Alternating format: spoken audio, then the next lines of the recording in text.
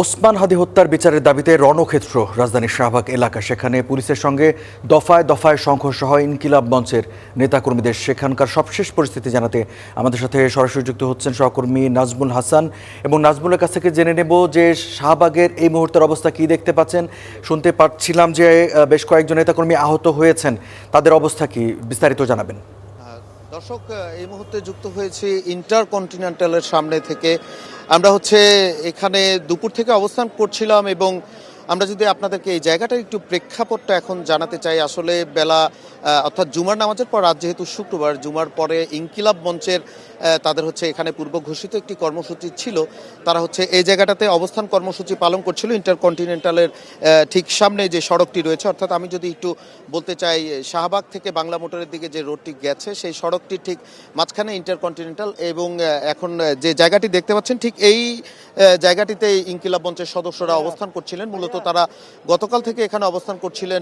তাদের যে মুখপাত্র, অর্থাৎ ইনকিলাব মঞ্চের মুখপাত্র শরীফ ওসমান হাদি, তার হত্যার যে বিচারের দাবিতে তারা মূলত এখানে অবস্থান কর্মসূচি পালন করছিলেন। এবং তারা গতকাল আমরা দেখেছি যে প্রধান উপদেষ্টার যে বাসভবন আছে, সেই বাসভবনের সামনে তারা অবস্থান করেছিলেন, এবং তারই পরিপ্রেক্ষিতে তারা আজকে এখানে অবস্থান কর্মসূচি নিয়েছিলেন। এবং পরবর্তীতে এখান থেকে তাদের বর্তমান যে সদস্য সচিব আছেন ইনকিলাব মঞ্চের, আব্দুল্লাহ জাবের, তিনি এখানে কথা বলছিলেন। কথার এক পর্যায়ে একেবারে শেষের দিকে আমরা দেখতে পেলাম যে ব্যারিকেডটি দেয়া হয়েছে এখানে ইন্টারকন্টিনেন্টালের সামনে, অর্থাৎ যমুনা অভিমুখী এই সড়ক থেকে যদি একটু দেখাতে চাই, তাহলে এই সড়কটি ধরে একেবারে সামনের দিকে দেখতে পাচ্ছেন আপনারা, এখানে তারা ব্যারিকেড দিয়েছে আইন শৃঙ্খলা রক্ষাকারী বাহিনী। এই ব্যারিকেড ভেঙে, অর্থাৎ তাদের ইনকিলাব মঞ্চের যে অবস্থান কর্মসূচি ছিল, সেই অবস্থান কর্মসূচির ব্যারিকেডের এই পাশে ছিল। তারা ইনকিলাব মঞ্চের যে সদস্য সচিব আছেন, তার বক্তব্যের ঠিক কিছুক্ষণ পরে তারা এই ব্যারিকেডটি ভেঙে যমুনা অভিমুখে, অর্থাৎ প্রধান উপদেষ্টার বাসভবন অভিমুখে তারা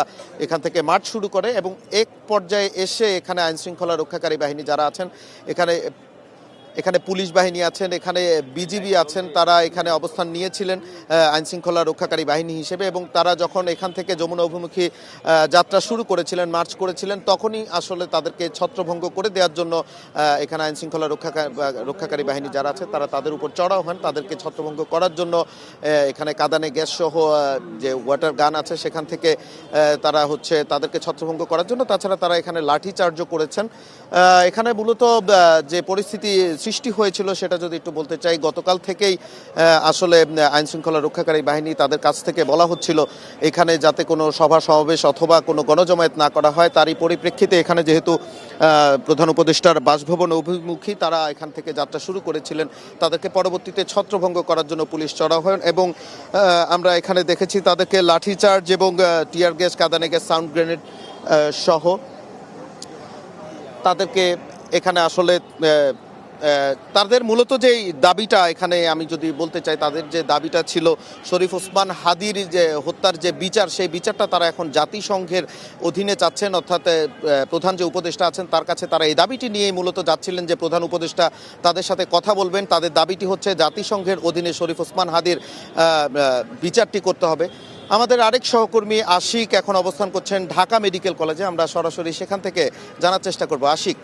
রঞ্জু, এই মুহূর্তে আছি ঢাকা মেডিকেলের ইমার্জেন্সি গেটের সামনে, এবং পরিস্থিতি একদম আমরা দেখছিলাম, পর্যবেক্ষণ করছিলাম, এবং আমি ছিলাম মূলত দুদকের সামনে। সেখানে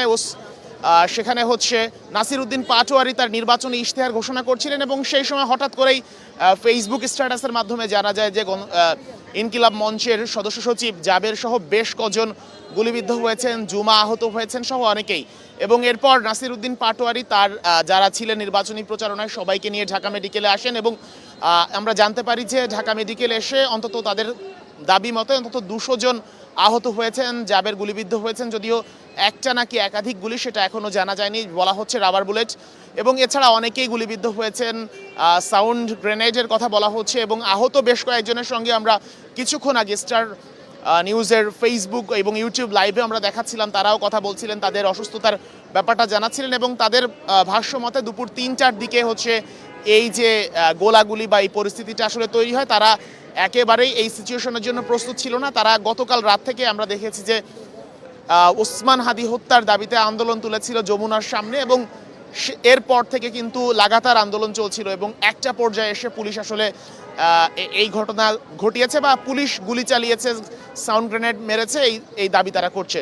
তো এই মুহূর্তে ঢাকা মেডিকেলের ইমার্জেন্সি গেটে আছি। কিছুক্ষণ আগে আমরা দেখেছি যে জাবের, জুমা সহ সবাইকে নেওয়া হয়েছে ইমার্জেন্সিতে চিকিৎসা দেওয়ার জন্য, কিন্তু অনেক রোগী হওয়া, অনেকে আহত হওয়ায় আসলে তাদের ভাষ্য মতে পর্যাপ্ত চিকিৎসা দেওয়া সম্ভব হচ্ছে না এই মুহূর্তে। তারপরেও তারা বিভিন্ন জনের সাথে কথা বলছেন, আহতরা আসছেন এবং যত দ্রুত সম্ভব বিভিন্ন জন আসলে রাজনৈতিক নেতা সহ এনসিপি সহ অনেক দলের অনেকেই আসছেন দেখার জন্য, পরিস্থিতি পর্যবেক্ষণের জন্য। এবং ইনকিলাব মঞ্চ সন্ধ্যা 6টায় শাহবাগে তারা বিক্ষোভ মিছিলের ডাক দিয়েছে এবং এই পরিস্থিতিগুলো দেখছিলাম। আমরা একটু দেখাতে চাচ্ছিলাম এখানে পরিস্থিতিগুলো। অনেকেই আসছেন আসলে দেখতে, জাবেরকে দেখতে সহ আরও যারা আহত হয়েছেন জুমা, জাবের সহ তাদেরকে দেখতে আসছেন এবং ইমার্জেন্সি গেটে বেশ একটা হুলস্থুল পরিবেশ তৈরি হয়েছে, কারণ একসঙ্গে এত রোগী আসলে যে যেমনটা হয় আর কি, সেই সিচুয়েশনটাই আমরা দেখতে পেয়েছি।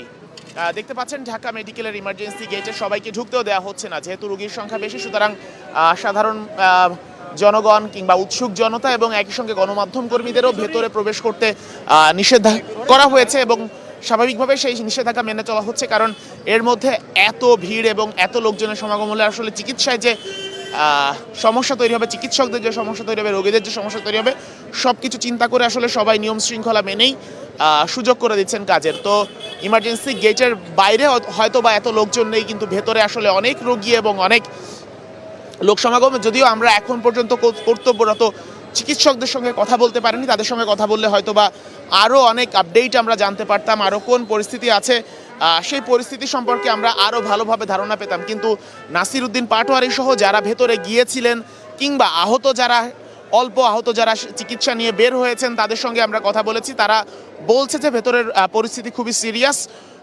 অনেকেই আহত হয়েছেন, যে কারণে আসলে ডাক্তাররাও হিমশিম খাচ্ছেন একদম তাৎক্ষণিক যে ইমার্জেন্সি যে চিকিৎসাটা দিতে সেইটা। তো আমরা নিশ্চয়ই আরও অনেক আপডেট জানানোর চেষ্টা করব, দেখানোর চেষ্টা করব। তো এখন পর্যন্ত আমাদের কাছে যে আপডেটটা আছে সেটা হচ্ছে বিকাল সন্ধ্যা নাগাদ, সন্ধ্যা 6টায় অর্থাৎ 10 মিনিট পরেই ইনকিলাব মঞ্চের যে বিক্ষোভ সমাবেশের ডাক দিয়েছে তারা, সেই বিক্ষোভ সমাবেশ অনুষ্ঠিত হবে 2 নং গেইটে, বিপ্লব উদ্যানের 2 নং গেইটে।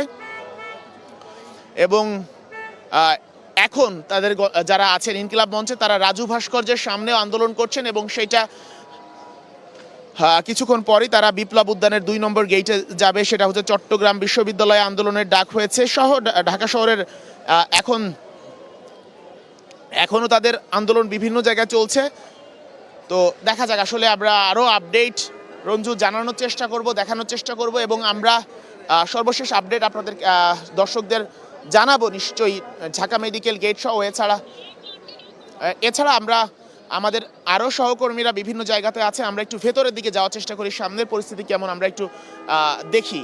আমরা কিছুক্ষণ আগে দেখেছি জুমাকে বের করা হয়েছে, তাকে অন্য একটা পাশে নিয়ে যাওয়া হয়েছে এবং জাবেরের সঙ্গে কথা বলে এসে যেটা বলেছেন যে এই যে এখনো কিন্তু দেখতে পাচ্ছি আমরা আহতরা কিন্তু আসছেন বিভিন্ন জায়গাতে, এখনো অনেক আহত আসছেন যারা শুরুতে আসতে পারেননি ইমার্জেন্সি সিচুয়েশনে। তো পুরো হাসপাতালে এসে আমাদের কাছে যে পরিস্থিতি মনে হয়েছে, একেবারে অপ্রত্যাশিত পরিস্থিতি তৈরি হয়েছে এখানে। আমরা এখনো হয়তো বা একজনকে বের করা হচ্ছে, যে কাউকে বের করা হচ্ছে, আমরা দেখানোর চেষ্টা করবো আসলে কাকে বের করা হচ্ছে। এমন অনেক আহতকে, যেহেতু বলা হচ্ছে 200 জন আহত হয়েছে, জাবেরকেই বের করা হচ্ছে। আমরা লাইভে দেখানোর চেষ্টা করবো, জাবেরকে সামনে চলে যায়, আমরা জাবেরকে বের করা হচ্ছে, আমরা লাইভে দেখানোর চেষ্টা করছি আসলে কি পরিস্থিতি তাদের। যেহেতু সন্ধ্যা 6টায় যেহেতু তাদের সমাবেশ ডাকা হয়েছে, আমরা লাইভের মাধ্যমে দেখানোর চেষ্টা করছিলাম। আমরা ইনকিলাব মঞ্চের জাবের, যিনি গুলিবিদ্ধ হয়েছেন, এবং জাবেরের পরিস্থিতি আমরা কিন্তু দেখানোর চেষ্টা করছি যে তাকে তার পায়ে গুলি লেগেছে এবং এই পরিস্থিতিতে আসলে তাকে নিয়ে যাওয়া হচ্ছে এবং হাসপাতালের ইমার্জেন্সিতে চিকিৎসা দেওয়ার পরেই কিন্তু এইখানে যে সিচুয়েশনটা, আসলে অনেক লোক সমাগম এবং গণমাধ্যম সহ উৎসুক জনতা সবাই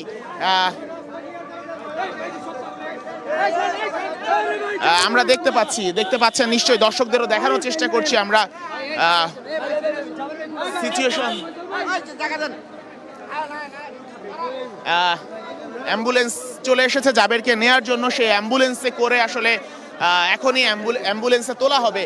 আমরা দেখতে পাচ্ছি এইদিকে স্ট্রেচারে করে বের করা হয়েছে এবং সেখান থেকে তার জন্য অ্যাম্বুলেন্স আনা হয়েছে এবং এই অ্যাম্বুলেন্সে হয়তোবা আমরা